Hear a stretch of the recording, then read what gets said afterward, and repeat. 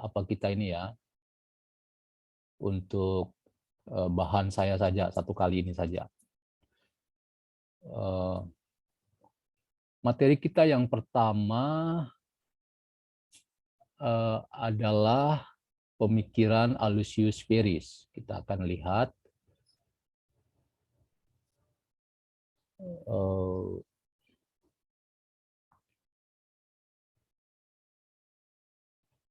ini materi kita yang pertama tentang teologi menurut Aloysius Pieris. Dia seorang teolog Asia dari Sri Lanka. Lalu materi kita yang kedua, kita akan belajar juga dari seorang teolog Asia juga,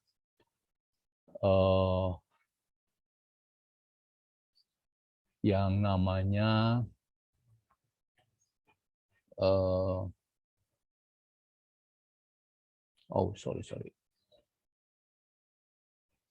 yang namanya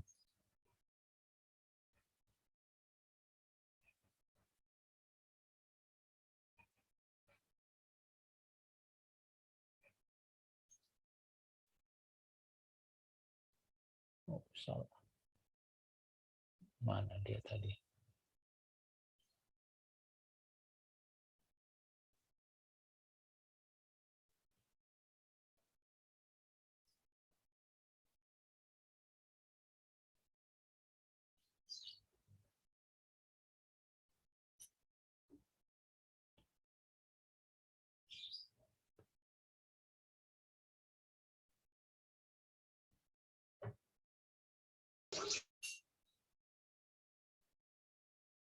Ya, teolog yang kedua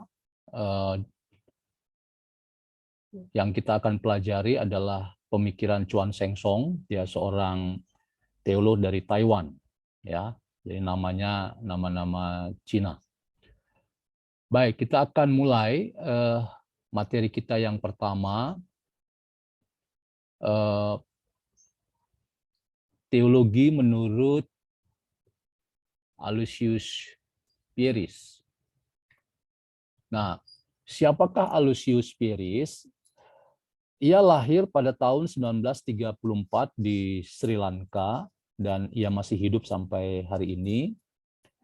Ia adalah seorang pastor Katolik dari Serikat Yesus atau dalam bahasa Latin Societa Jesu, SJ singkatannya, tahun 1953, dan kemudian ditabiskan sebagai seorang pastor atau imam Katolik tahun 1965. Ia belajar filsafat di India tahun 1959 dan teologi di Roma tahun 1966, dan kemudian di Universitas Sri Lanka dia belajar secara khusus filsafat Buddhis pada tahun 72. Nah, fase penting teologi Pieris adalah dialognya dengan Buddha, yaitu agama yang penampilannya menyangkut seluruh Asia. Dan menurut Pieris, Buddhisme merupakan agama resmi dan atau faktor budaya yang berpengaruh besar di sebagian besar kontinen Asia, khususnya Asia Selatan dan Asia Timur ya. Kalau kita lihat Timur Tengah sebagai bagian dari Asia, tentu tidak ya, karena Timur Tengah tentu agama Islam sebagai agama yang sangat menentukan di daerah itu. Ya, tetapi yang dibicarakan oleh Pieris ini adalah Asia bagian selatan dan Asia Timur sampai ke Tiongkok, sampai ke Korea sana ya. Nah, kemudian menurut catatan kritis Francis Wahono tentang Aloysius Pieris, dalam bukunya An Asian Theology of Liberation, atau diterjemahkan dalam bahasa Indonesia menjadi berteologi dalam konteks Asia, Pieris sudah membaca Kristianitas menurut pemahaman agama lain, khususnya Buddha. Jadi buku yang sangat terkenal dari seorang Aloysius Pieris itu adalah Berteologi dalam konteks Asia, An Asian Theology of Liberation. Sebetulnya terjemahannya agak kurang pas ya. Harusnya teologi pembebasan Asia. Ya. Nah, di dalam buku ini Aloysius Pieris itu mendialogkan antara kekristenan, nilai-nilai kekristenan dengan agama Buddha, dan di dalamnya ada titik temu di antara kedua agama ini, ya. Nah, Pieris sendiri hidup dalam kebudayaan dan agama mayoritas Buddha dan Hindu di Sri Lanka. Jadi di Sri Lanka itu kekristenan hanya minoritas saja. Jadi kita tahu Sri Lanka itu terdiri dari dua suku besar ya, suku Sinhala dan suku Tamil. Dan ini dua suku yang sering berperang sampai hari ini saya kira ya. Suku Sinhala itu mayoritas, itu beragama Buddha, sementara suku Tamil itu lebih kecil jumlahnya dan itu beragama Buddha. Nah, orang-orang Tamil itu ingin mendirikan negara sendiri, tapi tidak pernah diizinkan atau dibolehkan oleh pemerintahan Sri Lanka yang memang dikuasai oleh penganut agama Buddha. Pieris menandai misi kekristenan Asia, khususnya di Sri Lanka, adalah model misiologi developmentalis, ya, yang berupa persekongkolan antara militer, pedagang, dan kaum misionaris, ya, atau para zending, atau kalau di Islam ya juru dakwah gitu ya. Jadi kekristenan model developmentalis itu sangat kuat menjadi corak kekristenan di Sri Lanka, yang sebetulnya merupakan kerjasama antara militer, pedagang, dan misionaris yang membuat gereja itu menjauh dari konteks masyarakat yang mengalami penderitaan, kemiskinan, ya, ketidakadilan. Karena gereja tidak mau tahu dengan fakta-fakta sosial seperti itu, ya. Gereja tidak mau terlibat, ya. Gereja cuci tangan, gereja membiarkan masyarakat sekitarnya ada dalam kemiskinan dan ketidakadilan. Kemudian ada corak lain yang namanya kekristenan marsantil atau kekristenan kaum pedagang. Dan kekristenan ini menggambarkan Kristus itu juga seperti pedagang, ya. Yesus Kristus itu seperti seorang pedagang yang cari untung rugi gitu ya. Jadi gambaran Kristus developmentalis yang membuat akhirnya kehadiran gereja itu di tengah-tengah agama lain dan kebudayaan lain itu menjadi kekristenan yang menaklukkan religi-religi atau agama-agama non-Kristen, khususnya di Asia Selatan, berarti menaklukkan agama Hindu, menaklukkan agama Buddha, dan agama-agama yang ada di situ. Ya. Kemudian misiologi developmentalis atau kekristenan marsantil ini sebetulnya sangat dipengaruhi oleh bangunan filsafat modern yang berbasis pada filsafat Kartesian, atau yang kita kenal dengan tokohnya René Descartes, yang menggambarkan manusia itu tertutup, ya, subjek kogito itu tertutup, anti perbedaan, ya, anti lian. Lalu dalam rangka membangun dialog dengan orang lain itu untung rugi. Apa untungku, apa rugiku, dan seterusnya. Kemudian menindas juga, ya, menindas orang lain, gitu ya. Kemudian eksploitatif, kemudian kolonialis, dan kemudian imperialistik. Dan itulah wajah kekristenan yang dikritik oleh Aloysius Pieris yang dilihatnya dipraktekkan oleh agama Kristen di Sri Lanka. Ya. Kemudian tentang paradigma kolonialis ini, mungkin saudara kenal Romo Mangunwijaya, ya, seorang pastor Katolik di Yogyakarta. Ia mempertajam maksud Aloysius Pieris dengan mengatakan, kita sebaiknya ingat bahwa agama Kristen dibawa ke Nusantara dan Asia di buritan kapal-kapal dagang bermeriam kolonialisme imperialisme Barat. Dulu begitu dan sekarang pada dasarnya juga masih, walaupun berbagai perbaikan sudah diusahakan. Belumlah padam tuduhan kesal dari pihak-pihak non-Kristen yang tercermin pada yang disebut 3M. First came the Martians, then the military, followed by the missionaries. Ya, jadi 3M.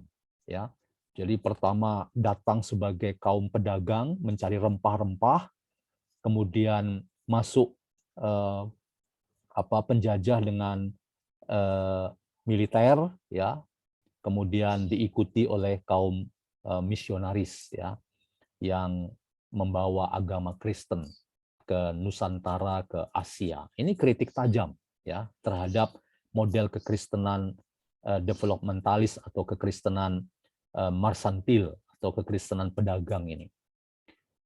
Nah, orang Kristen lalu dengan mudah distigmakan sebagai penganut agama Belanda dan juara dalam soal fanatisme dan kekejaman atas nama agama. Ya.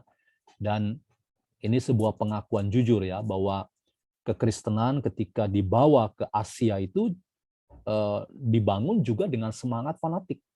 Ya, kita tahu kata fanatik itu kan dari kata fanum. Fanum itu artinya omong kosong, kosong, ya, nggak ada pikirannya. Ya, kemudian kejam juga karena melihat orang lain itu sebagai pasti salah dan orang lain itu pasti tidak selamat, dan karena itu kita berusaha untuk membuat orang lain jadi Kristen, gitu ya. Inilah strategi Xaverian. Ya, Xaverian itu adalah nama seseorang misionaris Barat yang nama lengkapnya Franciscus Xaverius. Ya, dia datang ke Indonesia dulu. Nah, ini kemudian memperlihatkan strategi, ya, model kekristenan Barat yang mendominasi budaya-budaya lain, agama-agama lain, sukanya melihat orang lain itu sebagai salah, ya, orang lain kafir, orang lain itu sesat, ya, dan karena itu orang lain harus diselamatkan dengan menjadi orang Kristen. Nah, itu catatan kritis terhadap model kekristenan developmentalis atau kekristenan pedagang yang dibawa oleh Barat ke Asia, khususnya ke Sri Lanka. Kemudian paradigma modernitas itu hanya dapat diruntuhkan oleh konteks, yaitu realitas konkret, kesadaran tentang lian, kesadaran tentang bahasa, budaya, agama, dan semangat dialog. Karena Asia itu bukan masyarakat monokultur, ya, tetapi masyarakat multikultural. Jadi hanya dengan kesadaran seperti itu maka kita bisa membangun teologi yang kontekstual, ya.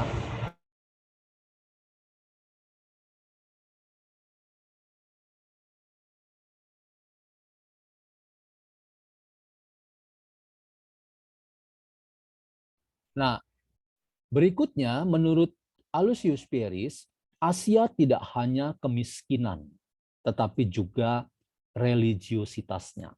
Jadi kalau kita bicara Asia, ada dua fakta yang tak terbantahkan kalau bicara tentang benua Asia. Ya, kemiskinan, lalu kedua adalah kemajemukan agama.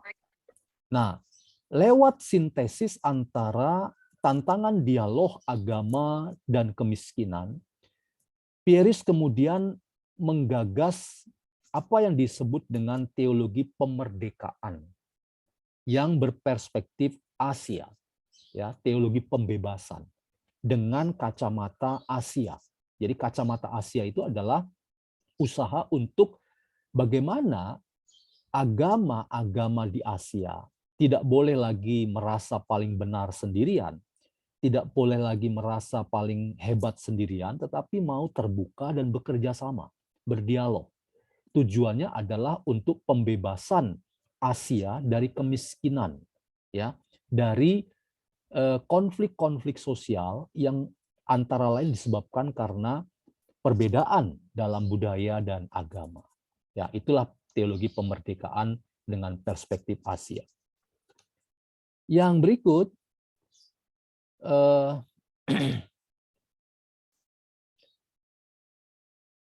sebetulnya Pieris ini, saudara-saudara, itu dipengaruhi oleh filsafat, ya, filsafat kritis George Wilhelm Friedrich Hegel, ya.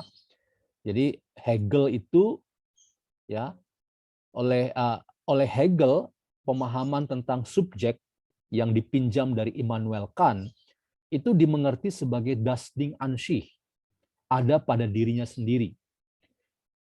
Dan imun itu artinya terpisah, ya, dari hubungannya dengan objek atau dengan konteks atau dengan dunia luar. Nah, subjek yang das Ding an sich ini kemudian oleh Hegel itu dicoret. Sehingga Hegel menegaskan bahwa subjek atau akal budi dia harus bersifat afirmatif. Afirmatif itu artinya bergerak keluar. Bergerak keluar menjumpai konteks. Dia harus mau terbuka bahwa ada orang lain di sekitarnya. Ya, afirmatif itu artinya dia harus keluar dari dirinya sendiri, melihat perbedaan yang ada di sekitarnya, ya. Lalu membangun proses dialektika. Jadi dialektika itu dialog, ya, artinya terbuka dan mau belajar dari berbagai macam perbedaan yang ada di sekitarnya. Nah, proses dialektik menjadi jelas dalam pandangan Hegel tentang pekerjaan manusia. Karena menurut Hegel, pekerjaan manusia itu adalah mengemansipasi atau membebaskan atau memanusiakan manusia. Dan makin manusia berhasil memanusiakan dirinya dan lingkungannya, maka ia menjadi manusia bebas atau manusia merdeka. Jadi semakin seseorang itu mampu terbuka, bekerja sama, berdialog, mengatasi persoalan kemiskinan, ketidakadilan yang ada di sekitarnya, maka ia semakin menjadi manusia yang bebas, manusia yang merdeka. Bukan manusia yang tertutup. Karena tertutup, ia merasa bahwa orang lain itu ancaman, ya. Lalu dia tidak mau terbuka berdialog dengan orang di sekitarnya. Tidak, ya. Tetapi perbedaan itu justru kesempatan manusia untuk mencapai apa yang dinamakan manusia yang bebas, manusia yang merdeka. Kemudian, menurut Aloysius Pieris, teologi pembebasan Amerika Latin, ya, karena memang teologi pembebasan itu sering identik dengan asal usulnya dari Amerika Latin. Menurut Pieris, teologi pembebasan Amerika Latin itu tetap bersifat Barat dan tidak cocok dengan konteks Asia. Mengapa? Karena teologi pembebasan Amerika Latin itu tetap berangkat dari masyarakat monokultur, umumnya Kristen, ya, umumnya beragama Kristen. Tetapi di Asia kekristenan cuma minoritas, ya. Jadi ada perbedaan besar. Jadi kita tidak bisa menggunakan teologi pembebasan dari Amerika Latin untuk digunakan di Asia, karena konteksnya berbeda. Kalau di Asia, kita berhadapan dengan kemajemukan agama, ya. Dan karena itu teologi pembebasannya harus teologi yang mau bekerja sama dengan agama-agama lain dalam rangka mengatasi tantangan kemiskinan, penderitaan, ketidakadilan, dan seterusnya. Ya, jadi keprihatinan Pieris seperti itu. Makanya dia mau mencoba menciptakan teologi pembebasan yang bersifat Asia, yaitu teologi pembebasan yang punya keprihatinan dengan kemiskinan dan dengan kemajemukan agama. Jadi dua konteks itu ya yang menjadi keprihatinan dari Aloysius Pieris. Ya, ini penting sekali. Di konteks Asia selalu akan tetap bukan Kristen. Dan Kristen selalu akan tetap bukan mayoritas. Saya kira ini sebuah statement yang berani ya, yang saya kira yang jujur ya, saya kira ya, bahwa di Asia memang kita berhadapan dengan kekristenan cuma 3%, ya. Itu data yang jelas dikatakan oleh Aloysius Pieris, ya, yang mayoritas ya Islam, Hindu, Buddha, ya. Bahkan agama-agama lain seperti Shinto, Konghucu, ya. Kalau kita lihat-lihat lagi data-data yang ada, dan ini menjadi tantangan tersendiri bahwa kekristenan tidak boleh tertutup.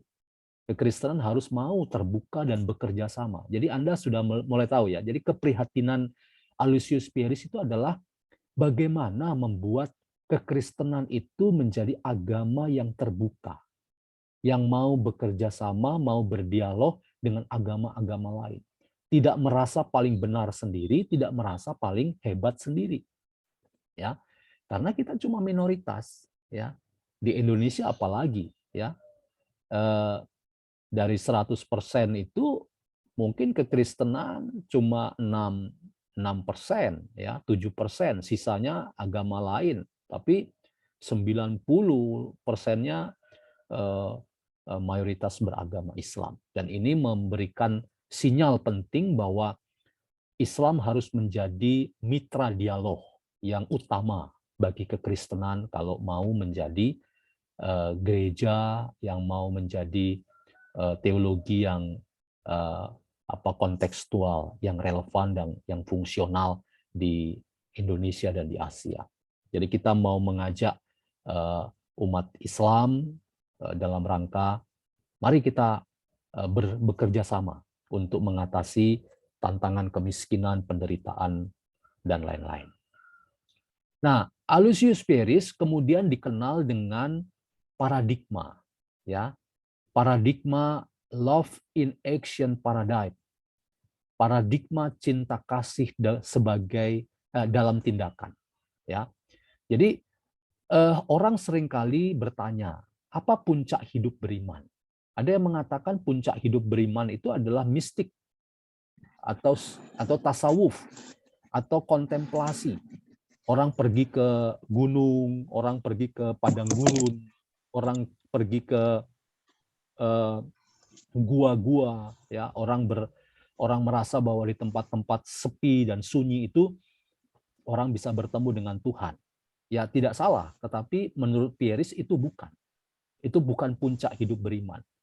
Yang kedua, orang beranggapan puncak hidup beriman itu adalah liturgi, ya, atau sakramen. Kalau di Kristen itu liturgi itu ibadah, ya, ibadah, kemudian melaksanakan sakramen, ya, baptisan, perjamuan kudus, gitu ya. Orang selesai ibadahnya dengan di gereja saja. Tapi menurut Aloysius Pieris itu semua tidak cukup. Kita harus melangkah pada apa yang dinamakan love in action, ya, bahwa puncak hidup beriman itu adalah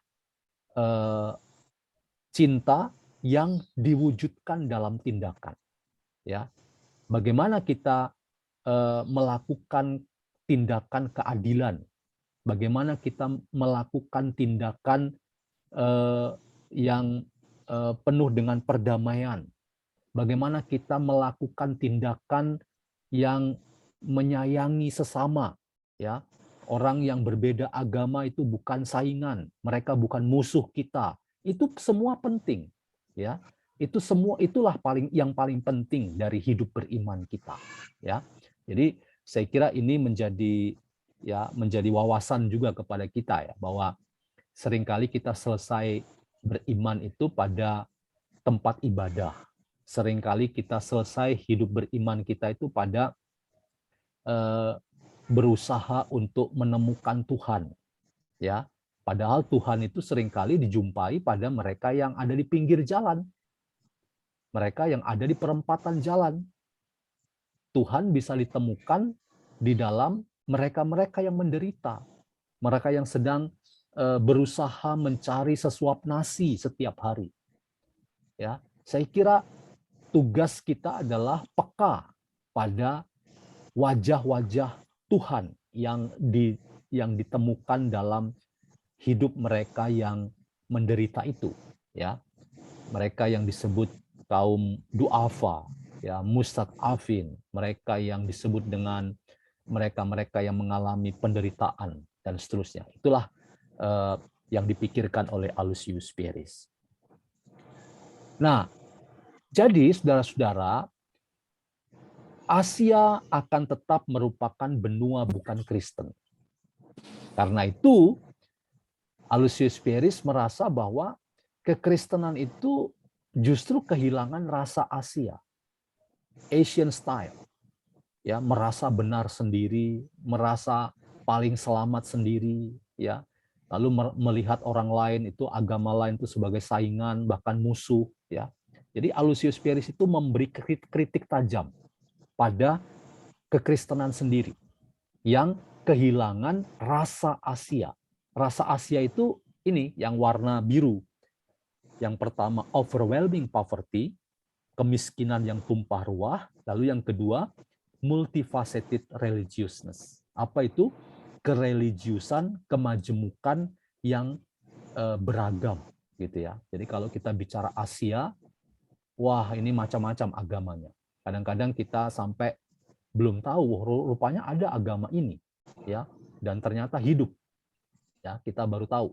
Bahkan pemerintah Indonesia lewat Mahkamah Konstitusi sudah membolehkan, ya, agama-agama lokal itu seperti Aluk Todolo, kemudian kalau di Jawa itu ada Kejawen, kalau di Jawa Barat itu ada Sunda Wiwitan, kalau di Kalimantan itu ada Kaharingan, untuk ditulis dalam kolom KTP. Jadi mereka tidak boleh lagi menyebut diri Kristen, Islam, dan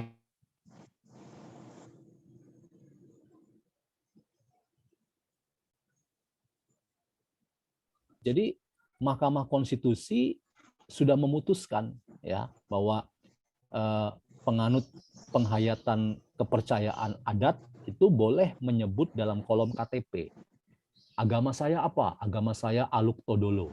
Makanya orang Toraja, yang gereja Toraja nggak usah lagi bikin orang Aluk Todolo dipaksa jadi Kristen. Ada murid saya di Pasca Sarjana STT Intim itu pendeta gereja Toraja Mamasa. Dia bikin tesis tentang misi gereja Toraja Mamasa terhadap masyarakat adat Tomalilim. Lalu saya tanya, sudah ada keputusan Mahkamah Konstitusi, masih nggak kita melakukan dakwah atau misi mengkristenkan Tomalilim supaya jadi Kristen? Lalu dia sampai pada satu kesimpulan, oh nggak perlu lagi Pak. Karena apa? Karena harusnya ada misi yang ditransformasi.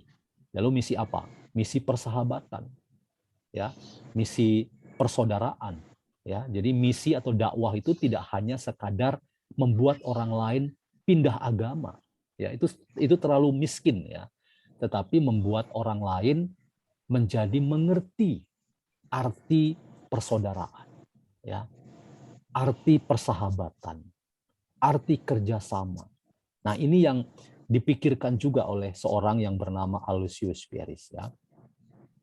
Yang berikutnya, nah, artinya apa? Artinya bahwa proyek sosial Kristen tidak akan menyentuh problem kemiskinan di Asia secara tepat jika terpisah dari dialog dengan agama-agama Asia.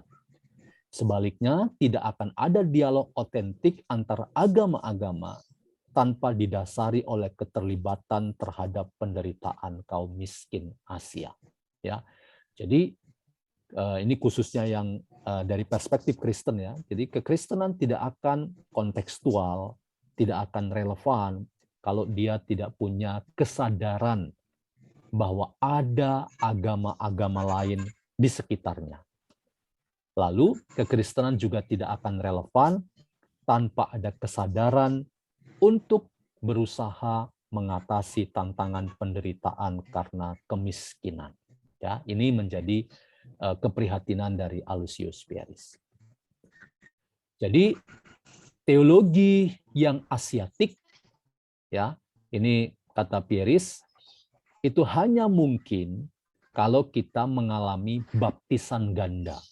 Jadi baptisan ganda itu apa maksudnya? Dibaptis masuk dalam kemiskinan Asia, lalu yang kedua dibaptis dalam masuk ke dalam dunia kebudayaan dan agama-agama di Asia. Ya, jadi baptisan ganda itu adalah istilah dari Aloysius Pieris ya. Jadi kalau agama Kristen mau relevan, mau kontekstual di Asia, dia harus betul-betul menyadari ada fakta kemiskinan, lalu yang kedua dia harus menyadari ada fakta kemajemukan agama.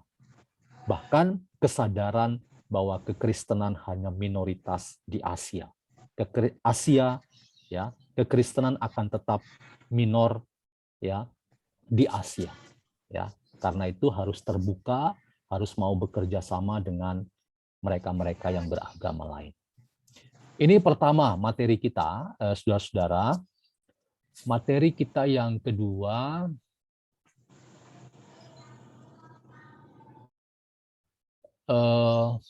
kita akan pindah. Oh, sorry.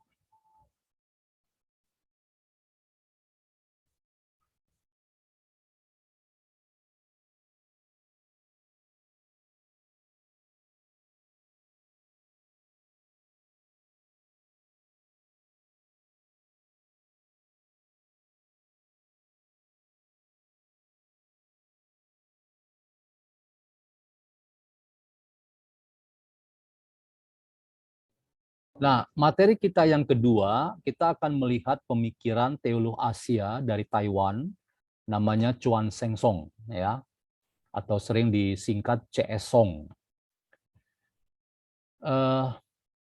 Siapakah Chuan Sengsong?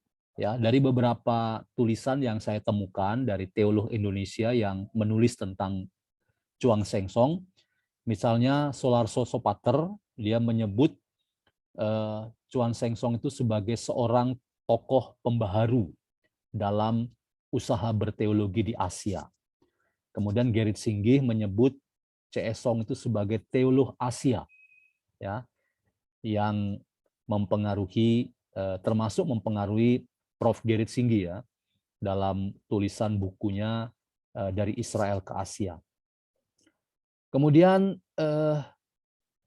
Gerrit Singgih juga menyebut CS Song itu sebagai teolog yang berusaha agar Kristus dibedakan dari kekristenan. Nah, ini penting saudara-saudara ya. Jadi Kristus itu beda dengan kekristenan. Menjadi murid Yesus Kristus itu banyak orang bisa menjadi murid Yesus Kristus. Tetapi menjadi murid Yesus Kristus itu beda dengan menjadi orang Kristen. Ya, itu beda ya. Jadi sama dengan kalau saya sering mengatakan saya muridnya Nabi Muhammad, tetapi saya bukan Islam. Ya, saya bukan orang beragama Islam, tetapi saya seorang Islam. Ya, artinya saya orang yang suka damai, saya orang yang hidupnya berpasrah diri, ya, surrender kepada Tuhan. Ya, itu berarti kan saya seorang Islam. Ya, jadi Islam itu kalau saya baca dari pemikiran Nurcholish Madjid misalnya, ya arti generiknya itu ya orang yang suka damai. Jadi orang yang berserah hidupnya kepada pada Allah itu adalah seorang Islam. Dan saya kira begitu juga kita ya. Jadi banyak orang yang bisa menjadi murid Yesus tetapi tanpa harus menjadi seorang Kristen. Karena itulah Kristus itu memang beda dengan kekristenan. Ya, yang satu sisi spiritualitasnya, ya, jalan hidupnya, way of life-nya. Yang kedua itu adalah agama yang sudah melembaga atau terinstitusi. Kemudian yang berikut, C.S. Song itu lahir di Taiwan 1929. Saya kira dia masih hidup sampai sekarang. Dia menempuh studi filsafat di Taiwan tahun 50 sampai 54. Kemudian studi teologi di Edinburgh 55-58, kemudian di New York 58-59, dan di Basel di Swiss tahun 59-60. Ia menempuh jenjang doktoral di bidang teologi sistematika pada Union Theological Seminary. Jadi doktornya dua ya. Pertama doktornya dalam Perjanjian Lama itu di Universitas Edinburgh di Skotlandia. Kemudian doktor keduanya itu di Union Theological Seminary di Amerika ya, dalam bidang teologi sistematika. Nah, saya akan fokus membagikan pemikiran Chuan Sheng Song itu dalam bukunya Tell Us Our Names, Story Theology from an Asian Perspective, ya, atau diterjemahkan dalam bahasa Indonesia, sebutkanlah nama-nama kami, teologi cerita dari perspektif Asia. Nah, dalam buku ini misalnya ia mengatakan apa? Ia mengatakan God is not a theological problem. It is we human beings who are the problem for theology. Problematic humanity is the subject of theology. The business of theology is to see how God makes this problematic humanity less problematic. For this reason, theology must be anthropology. The logos of theos is the logos of anthropos. Ya, jadi ini yang saya kira di awal pertemuan kita saya sudah mengatakan bahwa kalau orang bertanya apa itu teologi, maka orang seringkali berfokus pada kata theos dan logos, ya, artinya ilmu tentang Tuhan, ya, ilmu tentang atau kata-kata tentang Allah, gitu ya. Padahal apakah Allah itu bisa dijadikan subjek ilmu pengetahuan atau bahkan objek ilmu pengetahuan? Tidak bisa. Ya, kita tidak bisa menjadikan Allah itu sebagai subjek ilmu pengetahuan. Ya, tidak bisa. Karena tidak ada seorang pun yang sudah pernah melihat Allah misalnya. Dan seterusnya ya. Bahkan kita tidak tahu warna kulitnya, kita tidak tahu tinggi badannya atau apapun lah. Makanya Chuan Sheng Song kemudian membuat definisi baru. Bahwa teologi itu bukan mempersoalkan Tuhan atau Allah, tapi mempersoalkan manusia yang banyak masalah. Tapi manusia yang banyak masalah itu ingin menyelesaikan masalah-masalahnya itu bersama dengan imannya kepada Tuhan. Ya, makanya ketika manusia berteologi, ya tetap berteologinya itu mempercakapkan tentang Tuhan. Tapi sekali lagi teologi ya itu menurut Chuan Sheng Song bukan ilmu tentang Tuhan. Karena Tuhan tidak bisa dijadikan masalah teologi. Sebaliknya, yang bermasalah itu adalah manusia. Masalah penderitaan, masalah bencana alam, masalah kemiskinan, itu kan masalah manusia. Dan semuanya itu hendak dilihat dalam kacamata teologi. Karena ia adalah seorang yang beriman kepada Allah. Makanya kata Chuan Sheng Song, teologi itu harus menjadi antropologi, ya, artinya ilmu tentang manusia, manusia yang beriman kepada Tuhan, yang ingin menyelesaikan masalahnya bersama dengan imannya kepada Tuhan. Kemudian, ini terjemahannya ya, nanti bisa dilihat lagi. Permasalahan manusia disoroti oleh manusia, tetapi tidak berarti bahwa teologi hanya menganalisis apa yang dilakukan manusia. Tetapi teologi menyoroti bagaimana Allah berperan di dalam penanganan masalah-masalah manusia. Ini yang saya katakan tadi, teologi is antropologi. Jadi manusia itu karena ia orang beriman kepada Tuhan, ia ingin menyelesaikan masalahnya dari kacamata atau perspektif imannya kepada Tuhan. Makanya Tuhan juga dipercakapkan, ya.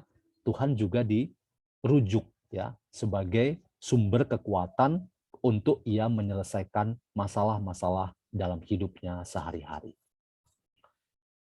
Berikutnya, bukan sorga yang dipelajari teologi, karena sorga pun bukan masalah. Allah pun tidak dapat dipelajari terlepas dari manusia secara teoritis maupun abstrak. Ya, jadi bukan sorga yang dipermasalahkan teologi. Bahwa kita merindukan sorga, ya. Bahkan sering ada statement, mari kita menjadi ahli sorga. Betul, saya setuju dengan itu. Tetapi bahwa orientasi hidup manusia bukan hanya sorga, tapi menghadapi tantangan hidup sehari-hari yang penuh dengan masalah. Karena itu teologi tidak sibuk dengan humanity ya secara abstrak, secara teoritis, tetapi berhadapan atau sibuk dengan problematic humanity yang praktis dan konkret. Misalnya apa? Ya kemiskinan.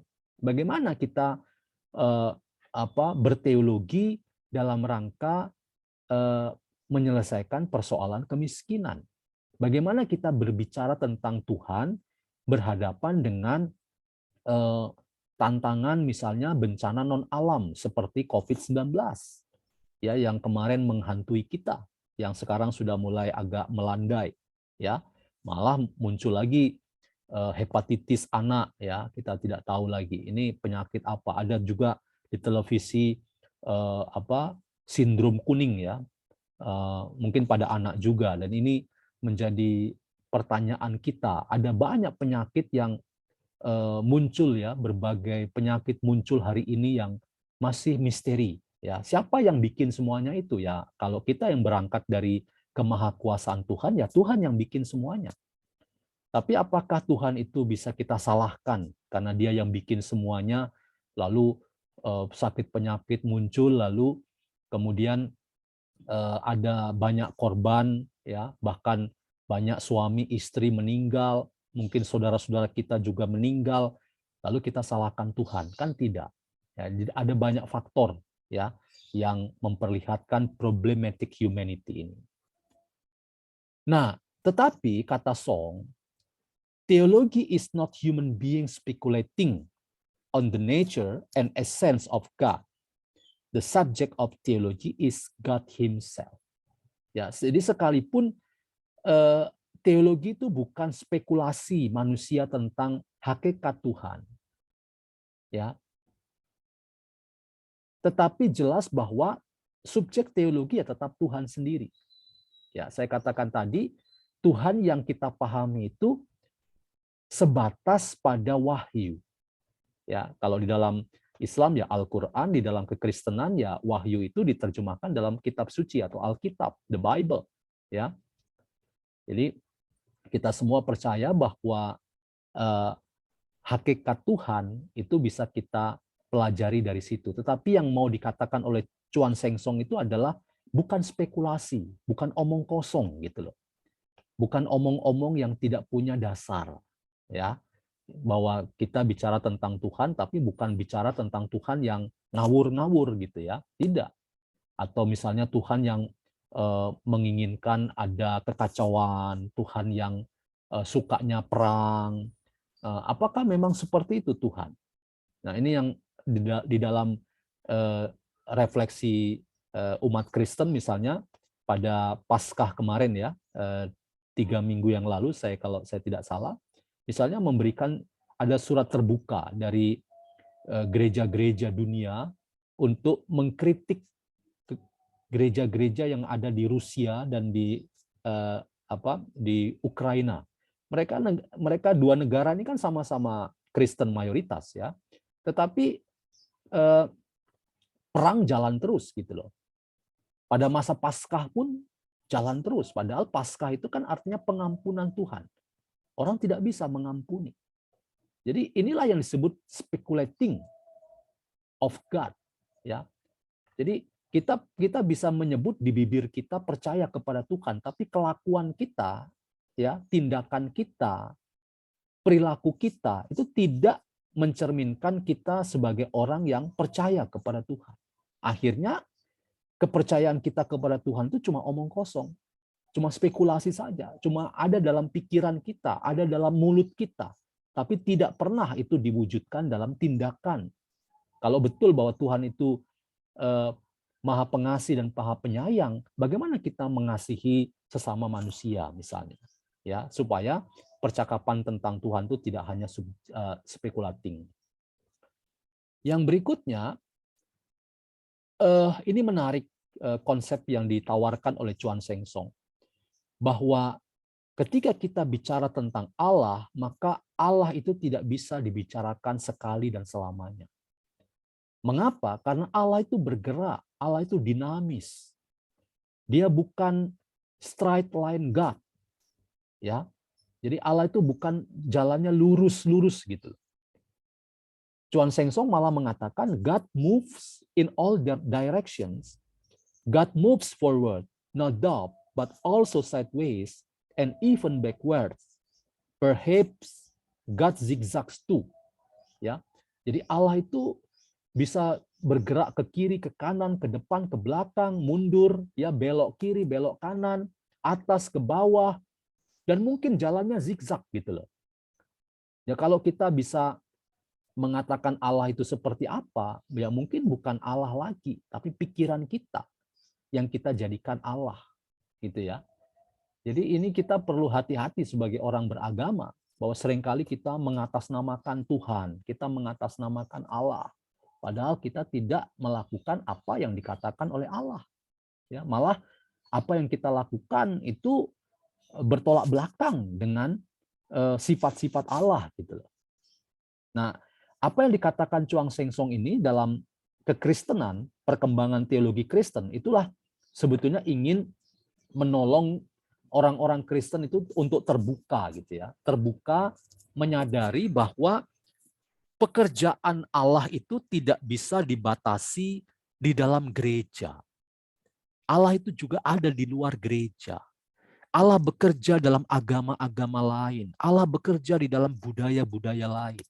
Jadi yang dikatakan oleh Chuan Sheng Song ini memberikan kritik tajam kepada orang Kristen yang seringkali membatasi gerakan Allah, yang seringkali membuat Allah itu seperti disangkar emas, ya. Kita tahu sangkar burung itu ya. Ya, terbatas gitu loh gerakannya. Padahal kalau kita melakukan begitu, maka Allah itu bukan Allah lagi. Mungkin pikiran kita yang kita jadikan Allah. Ya, ini tantangan bagi kita, saudara-saudara ya, yang dikatakan oleh Chuan Sheng Song ini. Perhaps God zigzags too. Bahkan di buku yang lain dari Chuan Sheng Song mengatakan, nanti saya kutip di belakangnya, keselamatan Allah itu tidak bisa dibatasi hanya dalam agama Kristen, tetapi dalam agama-agama lain. Dalam agama Hindu, Buddha, Islam, Konghucu, semua agama di dunia ada jalan keselamatan. Ya, karena straight line God itu tidak ada. Yang ada adalah God moves in all direction. Allah ada di dalam agama Islam, Hindu, Buddha, dalam kekristenan dan seterusnya. Karena itu kita tidak boleh membatasi bahwa keselamatan itu hanya milik kita. Ya, mungkin kita harus rendah hati mengatakan urusan keselamatan itu urusan Tuhan, bukan urusan kita. Bahwa kita merindukan keselamatan, iya. Tetapi bahwa urusan siapa yang selamat itu biarlah itu menjadi hak prerogatif Tuhan. Yang penting bahwa kita yang mengikuti syariat Yesus jadilah pengikut Yesus yang baik, yang mengikuti syariat Nabi Muhammad, lakukanlah dengan baik, yang mengikuti syariat Buddha, kita lakukan juga menjadi seorang Buddha yang baik, dan seterusnya. Ya, nah nanti urusan selamat, nah, itu wilayah pekerjaan Tuhan yang bukan pekerjaan kita. Nah, kemudian Chuan Sheng Song membahas apa yang dinamakan teologi transposisi, yaitu teologi Kristen yang dipindahkan, digeser, diperluas dari konteks Barat ke konteks Asia. Ya, menurut Song diperlukan transposisi baru, yaitu pergeseran dalam ruang dan waktu, bahasa dan inkarnasi. Ya, jadi teologi itu tidak hanya milik orang Barat. Teologi itu tidak hanya milik orang satu budaya tertentu, tapi milik semua orang. Ya, dalam agama Kristen itu ini jelas ya bahwa seringkali muncul superioritas, bahwa yang tahu teologi, yang tahu Tuhan itu cuma orang Barat. Orang Asia, orang Indonesia itu semua tidak ada yang tahu. Ya, semuanya tidak punya pengetahuan tentang Allah. Salah besar itu menurut Chuan Sheng Song. Ya, karena itu dibutuhkan transposisi. Artinya teologi itu digeser dari Barat pindah ke Asia. Karena orang Asia juga punya hak yang sama, yang bisa berkata-kata tentang Tuhan itu siapa, yang bisa juga berkata-kata tentang Allah itu siapa. Ya, karena Allah hadir dalam ruang dan waktu yang tidak bisa dibatasi oleh manusia. Ya, saya kira ini menjadi catatan penting ya. Seringkali kita membatasi Tuhan, padahal Tuhan itu ada di mana-mana. Saya seringkali dalam khotbah saya, dalam tausiah saya bilang, kita nggak boleh membatasi Tuhan.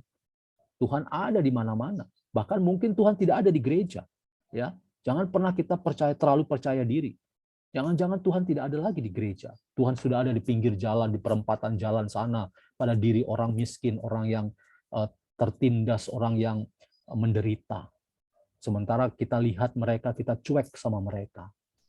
Ya, jadi ini menjadi kewaspadaan buat kita ya. Nah, di sini orang Asia memotong jalan Barat ke Asia menjadi perjalanan langsung dari Israel ke Asia dan berjumpa sendiri dengan Allah. Dulu ya kita tahu ya, Palestina, Israel itu tempat agama Kristen atau Yesus Kristus yang memperkenalkan kekristenan ya, nilai-nilai, bukan agama ya. Jadi Yesus Kristus tidak membawa agama. Yesus Kristus membawa nilai-nilai hidup yang baik gitu ya, di Palestina atau di Israel. Dan dari Palestina itu kemudian bergerak ke barat gitu ya, seolah-olah semua orang kalau mau mengenal agama Kristen harus belajar dari orang barat. Tidak ya, menurut Chuan Sheng Song, orang Asia bisa langsung belajar Yesus itu seperti apa ya. Orang Asia bisa langsung belajar agama Kristen itu karena apa? Karena ya langsung perjalanannya dari Israel, dari Palestina langsung ke Asia. Dan dasarnya apa? Inkarnasi Yesus gitu loh. Jadi inkarnasi Yesus adalah titik penting merancang bangun teologi kontekstual. Teologi Kristen melampaui transposisi kristologi lama menurut kacamata orang Eropa ke kristologi baru sesuai kacamata orang Asia memandang Yesus. Jadi tetap pada akhirnya saudara-saudara, penghayatan agama Kristen yang dimengerti oleh Chuan Sheng Song itu berfokus pada Yesus Kristus ya, atau kristologi. Tetapi sekali lagi bukan kristologi menurut kata orang Eropa yang menganggap paling tahu, yang paling benar. Tidak, tetapi kacamatanya harus kacamata orang Asia. Makanya muncul nanti gini, Kristus ya, Yesus Kristus hidung pesek jauh berbicara di Asia daripada berhidung mancung. Ya, ini ditulis juga dalam bukunya Chuan Sheng Song. Ya, jadi mungkin karena kita di Asia terbiasa ya dengan hidung pesek, mungkin jauh lebih relevan untuk berbicara tentang Yesus hidung pesek daripada hidung mancung. Ya, yang matanya biru, rambutnya pirang, ya. Orang melihat asing gitu loh. Ini siapa? Ini orang ini siapa ini? Gambarnya nggak relevan di Asia.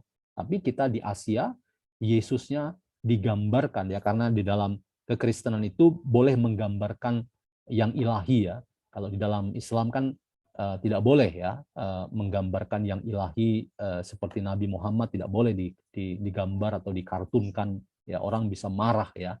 Tapi di dalam kekristenan boleh ya.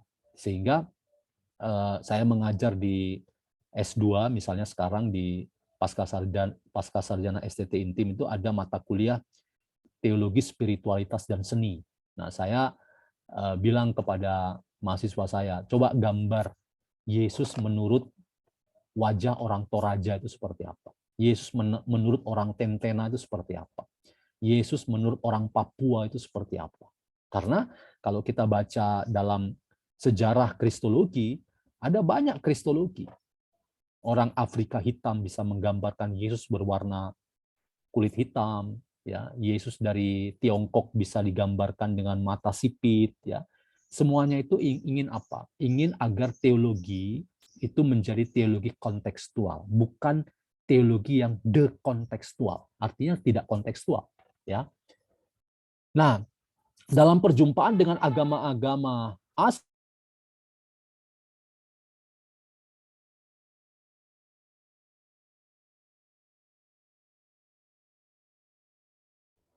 dalam perjumpaan dengan agama-agama Asia, faktor Kristus itu bukan halangan, ya. Jadi dalam rangka kita berdialog, ya, misalnya dengan Islam, Hindu, Buddha, Yesus Kristus tidak boleh menjadi halangan untuk kita berdialog. Nah, Yesus Kristus harus menjadi pembuka, ya, pembuka cakrawala untuk kita bisa berdialog, bekerja sama, ya. Jadi halangan tidak boleh ya menjadi halangan untuk kita berdialog, bekerja sama. Nah, kemudian Song menyelesaikan pertanyaan mengapa Kristus? Jawabannya kita tidak tahu, ya. Jadi jawaban Song ini mengungkapkan salah satu pesan khas Kristen sebagai pewartaan misteri Allah, dan berbeda dengan pewartaan Kristen historis yang sering membangun ukuran monolitik, tidak ramah dan memukul yang lain, ya. Jadi mengapa orang Kristen percaya pada Yesus Kristus? Mungkin lebih tepat mengatakan ya tidak tahu. Itu misteri Allah, ya. Sama dengan teman-teman saudara-saudara menanyakan, Yesus Kristus itu mati beneran, bangkit beneran atau tidak, atau diserupakan. Yesus Kristus itu mengapa disebut Tuhan, gitu ya? Mengapa dipercaya orang Kristen padahal dia manusia biasa? Mungkin kita bisa menjawab seperti di jawaban Chuan Sheng Song, ya kita tidak tahu, ya. Jadi ada banyak orang berusaha untuk membuktikan bahwa Yesus itu begini, begini, begini. Tapi apakah agama Kristen tumbang, agama Kristen runtuh? Kan tidak. Biasa-biasa saja. Karena memang setiap agama, ya, setiap agama selalu ada sisi misteri, ya. Dan ketika kita berbicara misteri, maka itu ruang yang bukan wilayah kita, ya. Makanya beriman itu ya menerima apa yang tidak masuk akal. Jadi ada dalilnya ya, dalam kekristenan itu misalnya dalam surat Ibrani 11 ayat 1, iman itu adalah menerima apa yang memang tidak masuk akal, apa yang tidak rasional. Karena apa? Karena ini bukan pekerjaan manusia, tapi ini pekerjaan Allah, ya. Jadi bukankah beragama, beriman itu lebih banyak sebetulnya aspek misteri ketimbang hal-hal yang bisa dijelaskan dengan nalar, dengan dengan akal sehat dan seterusnya, ya. Walaupun memang beragama ya harus rasional, beragama itu ya harus masuk akal. Betul, saya setuju dengan itu. Tetapi bahwa ada aspek misteri itu juga tidak boleh kita lupakan. Jadi kalau ditanya mengapa Yesus Kristus itu sebagai Tuhan dan Juru Selamat orang Kristen, ya kita tidak tahu.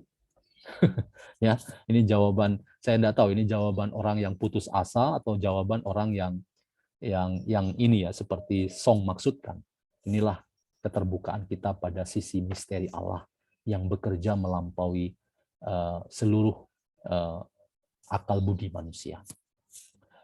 Nah, ini yang penting saya kira, ini bagian terakhir. Bagi Chuan Sheng Song, tidak cukup alasan mengapa tidak boleh ada banyak sejarah keselamatan. Dan mengapa Allah tidak dapat bekerja dalam budaya-budaya, agama-agama, bangsa-bangsa lain, sebagaimana yang Allah perbuat dalam sejarah dan budaya Asia Barat Daya kuno. Dulu di Israel, dulu di Palestina. Ya. Jadi mengapa tidak boleh? Boleh, gitu loh. Dan dalam bahasa Jerman, inilah pergeseran dari Heilsgeschichte to Heilsbegriff.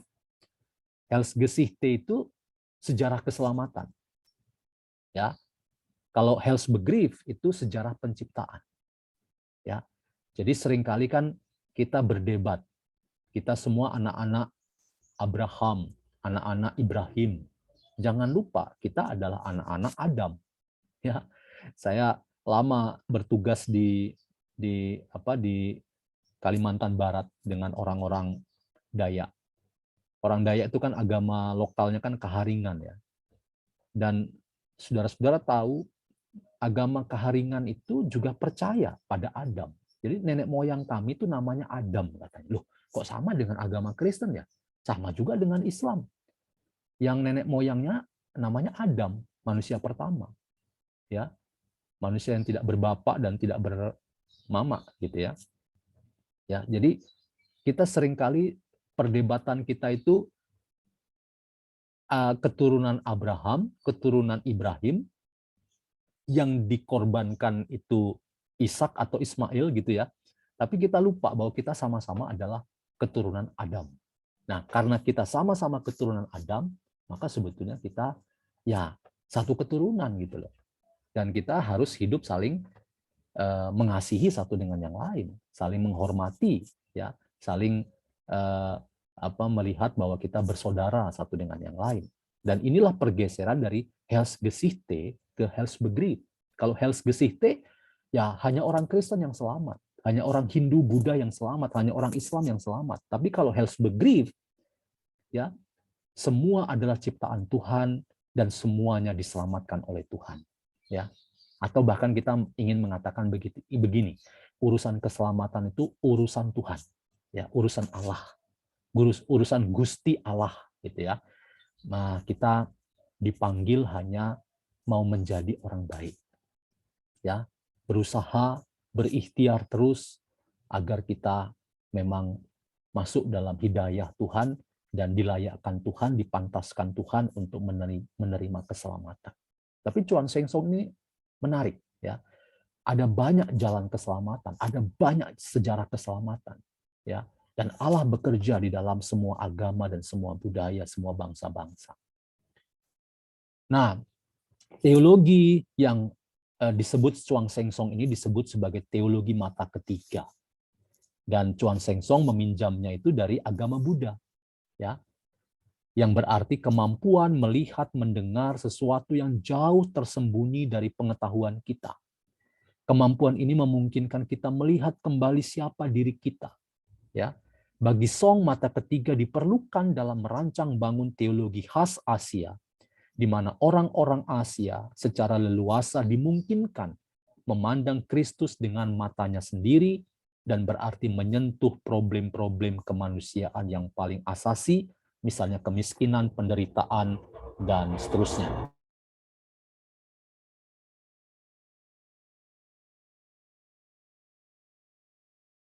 Baik, saya berhenti di sini. Ini materi kita yang kedua.